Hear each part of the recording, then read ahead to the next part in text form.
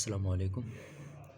तो कल के सिग्नल की बात करते हैं। आज हमारी डेट है 12/9/2022। कल सिग्नल दे के जो है ना सो गया था, थोड़ी सी तबीयत ठीक नहीं थी। तो कल हमने जो है ना 4 सिग्नल दिए थे।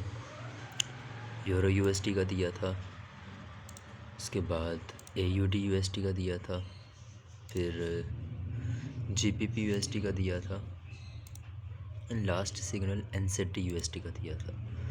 पहला सिग्नल हम जो है ना देख लेते हैं। पहला सिग्नल था हमारा यूरो USD का बाय का सिग्नल था, फ्रंट लाइन की बेस पे था, सिंपल था। तो यूरो USD देख लेते हैं। तो यूरो USD हमारा ये घूम रहा है अभी भी।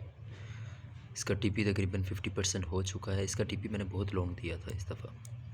TP अगर यहाँ तक भी प्रॉफिट गेन करें तो मेरी अभी भी ट्रेड चल रही है। अगर 0.01 की देखी जाए तो तकरीबन $5 में चल रही है। 0.10 की देखी जाए तो तकरीबन $50 में चल रही है। और अगर ये पिप्स में भी काउंट करें तो इतना पिप्स में तकरीबन अच्छा खासा जो है ये पिप्स बन जाते हैं। तो ये था पहला सिग्नल हमारा।